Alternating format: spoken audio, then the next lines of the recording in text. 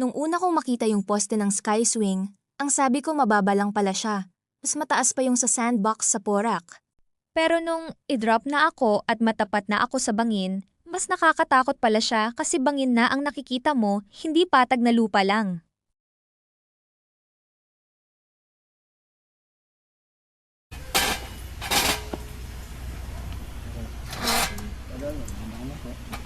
Thank you po.